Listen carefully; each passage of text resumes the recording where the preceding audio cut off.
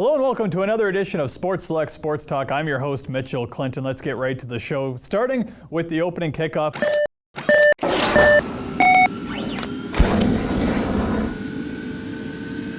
Let's take a look at a few things going on in and around Winnipeg. Baseball Manitoba is putting on a spring training of sorts this weekend for players in the province. Obviously, Major League Baseball spring training well underway. Officially, it's called a hitting clinic. It's 3 hours of instruction, $50, and you'll be working with Dave Robb, the head coach at Okotoks Baseball Academy. For more information, baseballmanitoba.ca is the place to go. Also, going on at the Winnipeg Winter Club, it's actually already underway, but it wraps up March 10th. It's the 2013 Manitoba Open Squash Championship, so head on down to the Winter Club to check that out.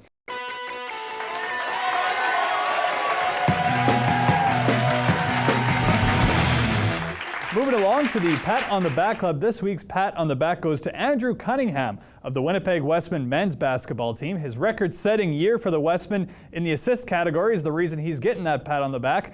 163 assists is what Cunningham was able to rack up this year. That is a Canada West record. He barely beat it in the last game of the regular season, and in the playoffs in Game 2, he picked up 17 assists, which ties a Canada West record. So good on Andrew Cunningham. A pat on the back for you this week. When we come back, Adrian Bruce of the Winnipeg Wesmen wrestling team. He's going to talk CIS National Championships, and he's going to talk about the year that was for the Winnipeg Wesmen. We're also going to talk a little bit about that IOC Olympics decision. We'll be right back on Sports Select Sports Talk.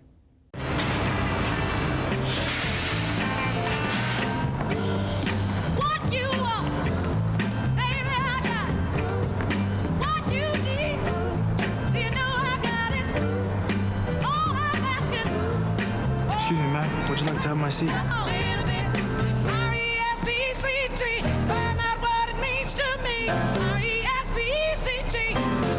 A message from the Foundation for a Better Life. Go ahead, ready? I'm Forrest Whitaker for People for the Ethical Treatment of Animals, and this is my daughter, True. Hi. Life is full of choices. And many years ago, I chose to become a vegetarian. And it's one of the best choices I've ever made. And since True's dad was a vegetarian, she decided to be a vegetarian too. You may decide to go vegetarian for better health, for a better environment, or you can be like True and I and just decide you don't want to eat meat anymore. I love animals and I love being a vegetarian. I'm Forrest Whitaker. And I'm True Whitaker and We're vegetarians. And we're vegetarians. Hey, relax. I know my limit. Come on, trust me. It's safe. I know. Don't worry. I know how to ride. It's a sad thing when those who claim to have so much knowledge don't have the common sense to use it. When snowmobiling, don't drink and ride. Check locally for the ice conditions and always ride within your limitations. It's called common sense. It tells a lot about what you really know. Safe riders, you make snowmobiling safe. Lungo filaccio, triste sartaccio, fila fila ma che vuoi filar, senza punta l'ago non può andare, troppo filo te l'ha fatto far, ed ora non puoi più filare. Hai filato giorno e notte con giacchette, pantaloni, sotto vesti e gonnelloni pure a sé. Welcome back to Sports Select Sports Talk. We're in the auxiliary gym at the University of Winnipeg, and it's a gym that, Rudy Gower's on camera. He didn't know it existed. He went to school here, and I went to school here too. I didn't know it existed. We had to be shown down here by Sheldon Appel, who you all know from previous sports talks. And the guy you might recognize from another previous sports talk is Adrian Bruce. He's right beside me, the head wrestling coach here at the University of Winnipeg. Adrian, how you doing today? Good. Good. All right. It's exciting times right now for you and the wrestling team. By the time this airs, the CIS championships will be done. But as we're shooting right now, they're coming up on the weekend. It's obviously an exciting time to be a wrestling coach. It is, especially with this group of athletes. We're by far the youngest program in the CIS. I think we have one of our men has a couple years experience under his belt, and we have one woman that's in her second year. Other than that, everybody else is right out of high school. To have that kind of a young group doing so well so early, that's huge for us. It really is. Let's talk about some of the athletes that are going to be going. We're going to hear from them a little bit later on in the show. First, we met them a little bit earlier. Briston Brenton, Jessica Brenton, I mean, a brother-sister combination, that's pretty cool. It is, you know, it really is, because Jessica was one of these girls. I found her at U.S. Nationals. I was down there recruiting. It's a bit of a hotbed, especially on the women's side, and she was kind of, I won't say she was extremely heavily recruited, but there was a number of universities that were after her, and we were fortunate enough to land her within our program. And she had a brother that kind of stepped away from the sport for a period of time, you know, and after kind of seeing the results that their daughter had achieved here, you know, her parents came to me and they said, you know, we have another kid at home that, you know, we'd love for you to take a look at. So we did, and we brought him in, and again, that's always a big question mark when you have an athlete that's kind of been out of the mainstream, so to speak, for a period of time. You know, they're going to have their own challenges coming back, but I'll tell you what, this kid hasn't skipped a beat. You know, he comes in every day, and he's a tremendous leader within our program. And again, he's very much one that leads by example. So they're both cut from the same cloth, and we're glad to have them. So. Another athlete to talk about for sure is Jake Miller. He's also heading to London, Ontario in those CIS championships.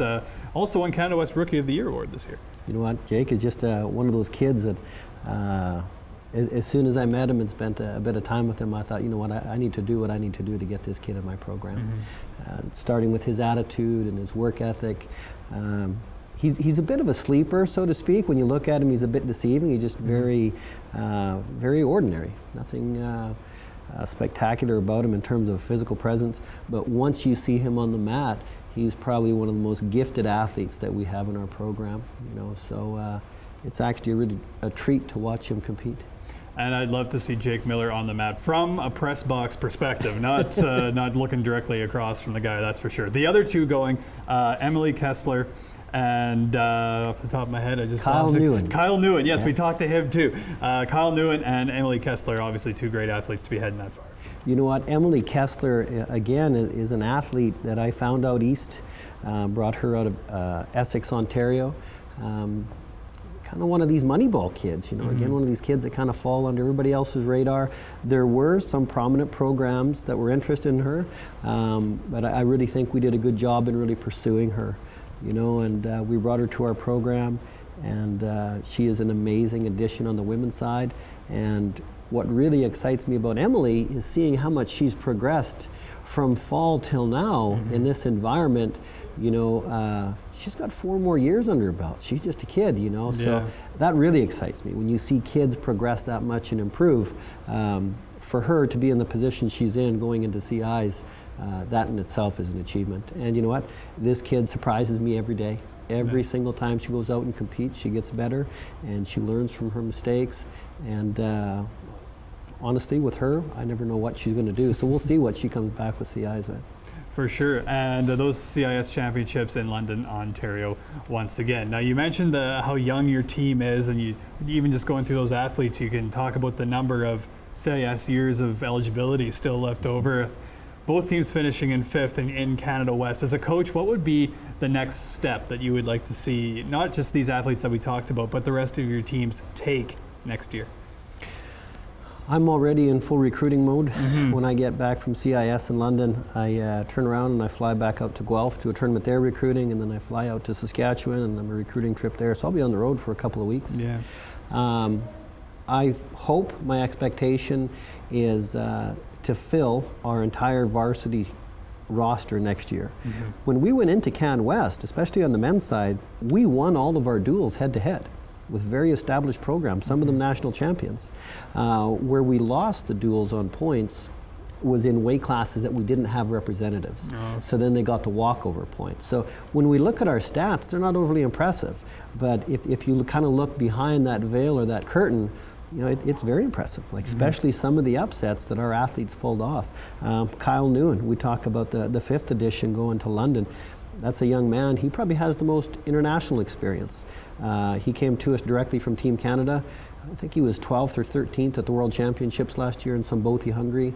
Again, one of the most heavily recruited athletes in the country, and we were fortunate enough to land him. So we're in a really, really good position to come home with any one of our athletes on the podium, if not national champions. You mentioned recruiting in your answer there, how pretty much right after CIS championships you're back on the road. Are there any particular hotbeds that you find for wrestlers in the country, or is it kind of just, each year it's a little bit different? It is a little bit different. In Ontario, that's a bit of a hotbed. Their provincial championships have as many as 800 to 900 athletes. Wow. Considering there's probably only 6 or 7 universities in Ontario actively recruiting out of there, that leaves a lot of opportunity for schools like us. Minnesota is really turning into a hotbed out of there. We're dealing with one of the top prospects out of Minnesota right now. Saskatchewan, that's where I'm from, and I have very strong ties there. One of our top recruits from last year, Brock Monroe, we brought him out of there. He struggled at Can West, certainly not for a lack of ability nor talent. He had an issue that we were managing near the end of the season, and it without a doubt compromised his ability to compete, and he narrowly missed qualifying for CIs as well. So recruiting for us, I really try not to pigeonhole myself into any specific geographical area. I just look for talent, and for me, I really don't have any borders. In fact, there's a couple of ladies we're dealing with for the year after next already out of New Zealand. Oh, wow. They don't have wrestling at the university level in that country, so oftentimes they look to go elsewhere. So, we'll bring them wherever we can get them from. So. And now you talk about not wanting to pigeonhole yourself in terms of where you look for these wrestlers, but what type of wrestler appeals to Adrian Bruce, the wrestling coach here at the U of W? For me, I'm more concerned with quality than I am quantity. Okay. I'd rather have 20 good kids in the room than 30 people just showing up. My focus is to develop successful athletes within this room. My priority is their academics. We really target kids first and foremost based on the concept, do they fit here? First and foremost, do we have the academic program that they're looking for? Once we've established that, then we move forward, like we really do our homework on these kids, watch a ton of videos. I'll probably make 6 or 7 phone calls to other coaches that I know or their coaches, finding out what I can about these kids before I even approach them or their families. Gotcha. So attitude is a big part. What kind of a student athlete, and do they really fit our program? We really have, and more all the time, starting to maintain quite a presence within our community, and that's huge. Our athletes being involved in community programming and giving back, and we really try to instill in them the importance and value of being an ambassador of our school and our program.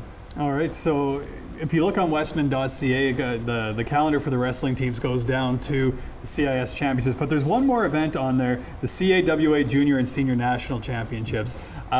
What kind of exposure does this give the athletes? You talked about one of your wrestlers, Nguyen, has this international experience, but what kind of different look does an event like that give your athletes?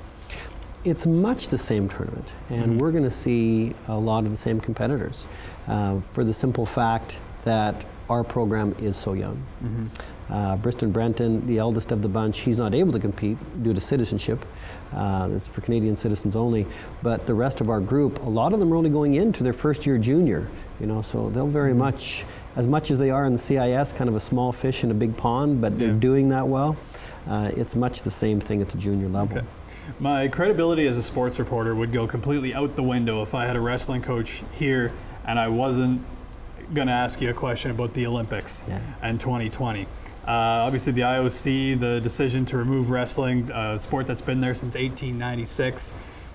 I mean, as a wrestling coach, obviously a decision you're probably not a fan of, but curious to know your thoughts now that it's had a couple of weeks or so to sink in here. You know what, I really think we have to stand back and look at the big picture and really realize the situation for what it is. Society has really, I think, taken a knee-jerk reaction to this announcement because there's actually been no formal decision handed down. There's yet to be one ratified. In fact, there's an entire process that has to take place to have that kind of a result. The IOC Executive Committee has put forth a recommendation to the IOC Governance Committee that wrestling be dropped from the 25 core sports to a candidate pool with 7 others that would have the ability to vie back in. Oh, okay. The IOC has already made statements recognizing that, you know what, maybe we need to revisit this decision, which doesn't happen very often. And if you look at the track record of these recommendations that the IOC Executive Committee passes down for consideration, less than 25% of them ever move forward. You know, so of course I'm optimistic as can be, but from a personal perspective, I don't see it really transpiring. I really don't. There's been such a public backlash in terms of it. In fact, the IOC inadvertently has accomplished something that nobody in history ever has in terms of uniting Russia, Iran, and the United States in a common venture, you know, and that's huge. You know, when you start, Vladimir Putin, Premier of Russia, has put together a special task force to address this. You know, that's her national sport. So again, China, Japan, Korea, significant powerhouses at the Olympic level. They're very much in support of FILA, which is the international governing body of wrestling. We get the opportunity, again, could not happen in a finer place, St. Petersburg, Russia, May 7th, where the IOC meets, where we have the ability to lobby, you know. So it's in a very positive environment, very pro-wrestling environment. I genuinely don't see it going through, I don't. And you know, it's interesting, the Olympics always talks about uniting countries. They did it in a little bit of a different way with this decision, that's for sure. So you mentioned some of the coaching connections that you have across the country and across the world. Is it something that you guys kind of talked about a little bit? You know, when it first came out, is it something like, you know, you guys get a load of this kind of thing? Or is everyone kind of just like having almost the same reaction as you, that, you know what, it's a recommendation and that's pretty much all it is at this point? From the moment we go into this training room pretty early in the morning. We're here every day from 7:30 till 9:30, sometimes 10 o'clock. And I didn't hear of that announcement until 10 o'clock in the morning when I walked into my office. My phone was already ringing. You know, it was probably my most unproductive day as a coach. It was an entire day spent dealing with the media and questions and phone calls from other coaches. It's pesky media. And it was, and you know what, it is, because that's what we need. We need those people to bring awareness to this decision and to really help us you know, support the direction that we're going. The media is a powerful tool, you know, and if used in the right way, and if you have them on your side, you know. So it was one of those things that I had a coach from a phone call from a very prominent coaching friend of mine in the U.S., you know, and his initial reaction first thing in the morning was one of great anguish. You know, he was just, how could they? You know, this is somebody who he himself won 2 Olympic gold medals, you know, Olympic coach in the United States. And, you know, when we had that conversation, and he said, what amazed him is just how they could even consider the sport of wrestling. Right. You know, it was just, for him, it was just so far beyond comprehension that it just, he struggled with that the most. You know, how dare they, how could they?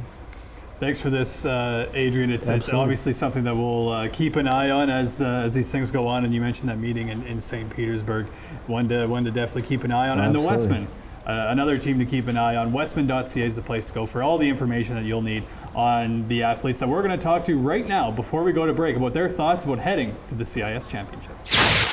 Since the start of the season, everything's been going pretty good. I've been changing around the weight classes a little bit, and then I really found my weight class that kind of stuck, and I've been doing really well there. And then Can West went really well, won Rookie of the Year, and keep it going, hopefully.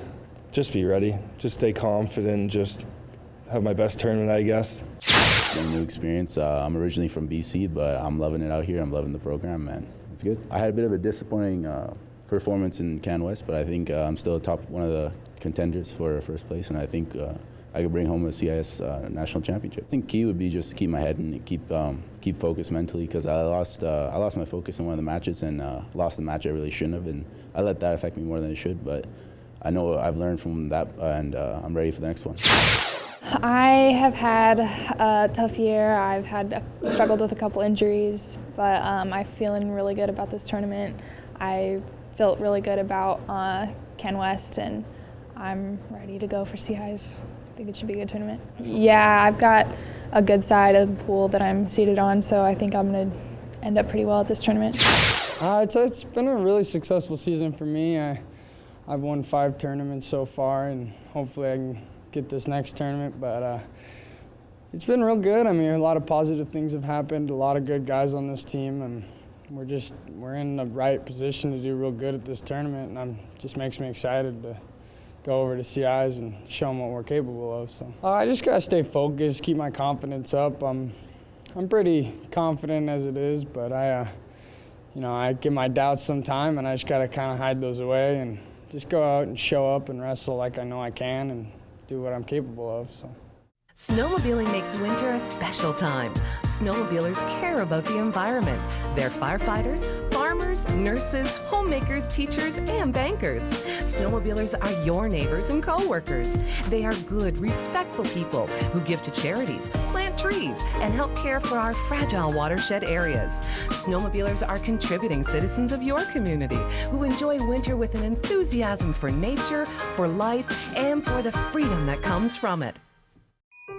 It can begin with the simplest of gestures. A gift of time, energy, commitment.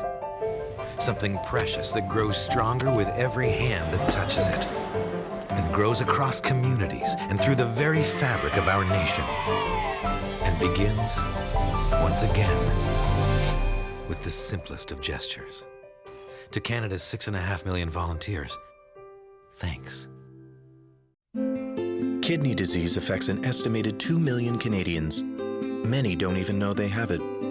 But thanks to the Kidney Foundation of Canada's innovative programs and vital research, countless people have been able to turn to us to help them manage, delay, and in some cases even prevent the disease. We're the Kidney Foundation of Canada. Please support us. We're behind you all the way.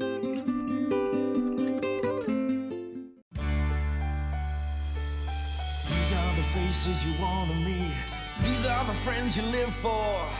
These are the times when we reminisce and we get together and we do our best. Let's live the good times now. Let's live the good times now. Let's live the good times now. Let's live the good times now. We live for tomorrow, we live for today. Live right.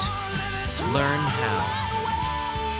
Welcome back to Sports Select Sports Talk for the final few segments on the show, beginning with the Tweet of the Week. And actually this week it's Tweets of the Week. We had a lot of action on this.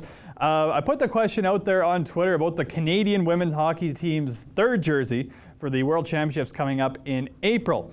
Here's what they look like. Yellow and black. Hockey Canada paired up with Livestrong to create this jersey. I put it out to the Twitter world to get some reaction. Keep in mind, they're only going to wear this jersey for one game, April 2nd, against the United States. Here's the reaction I got on this. From @RayShane, Team Toba colors, what's not to like? ChrisD.ca, I mean, people probably know about Chris D. Anything tied to the Livestrong brand is sullied. Interesting. Rob Hop 3 says, does this mean all the women on the team have started taking PEDs? And Darren Balming from 1290, all he had to say was, That's exactly my thoughts on this too. But you'll get my further opinion in the Minute of Fame. Up first is Get to Know.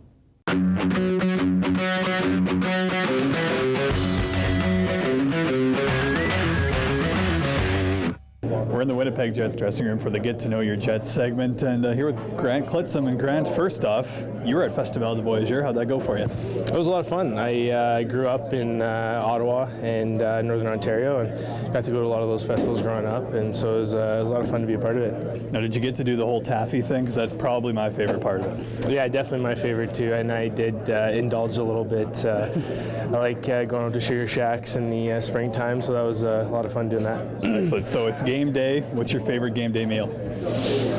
I think it's the classic chicken and pasta. I think if you ask anyone in the room, 95% of them will say that. So it's good. I stick with it. Nice. So let's say you got an off day. You had one while you guys were down in New York. What's your favorite thing to do on your off day if you had your choice? I like to get out and about. I mean, whether it's here, I like to get out of my apartment, or if it's on the road, I like to get out of the hotel and walk around and people watch and shop a little bit, and not necessarily buy stuff, but just to get out and walk around. All right, thanks for this. Yeah, no problem. Thank you. Back to the studio.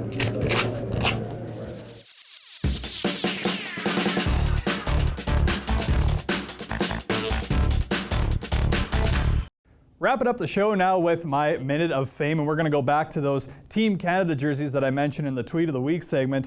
A little bit earlier I talked about it on the show, but they're going to wear it April 2nd against the United States. That's the only game they're going to wear it. Here's my thoughts on this. First off, raising money for a charity like Livestrong, Lance Armstrong completely out of the picture, is never a bad thing. It obviously raises money for a good cause, and you can buy these limited edition jerseys to help out that very cause. My issue is, why the jersey? I think it's a polarizing move. As we saw in the Tweet of the Week, you know, it goes back and forth on what people think about it. Or you can take the side of Darren Bombing and myself and go a little bit up the middle and just see what everyone else has to say about it. Remember the green jerseys at the World Juniors? I do too. Same kind of thing. Some people loved it, mostly people from Saskatchewan. Everyone else, yeah, we're not really huge fans of it. Based on what I can remember, the only successful third jersey that Team Canada's ever worn was the black one. It was strictly black. They messed around with the logo a little bit, brought the shoulder patch down onto the front of the jersey. I have one at home. That's about the only successful one that I can think of. These Livestrong versions are black, as you saw earlier in the show. Yellow stripe, yellow trim going on. Almost looks like Team Germany, actually. So good thing they're wearing it against Team America. I can appreciate the idea behind this. Obviously, raising money for a charity to battle cancer, I don't think can ever be a bad idea. I just think there may have been a better way around it. I'm thinking maybe Team Canada Livestrong training apparel, something along that kind of line. But I just don't like to see the on-ice jerseys messed with at all. But hey, that's only my opinion. If you have a thought on this or anything else in sports, tweet at me at mclinton007. That wraps up the show today. We'll see you next week on Sports Select Sports Talk.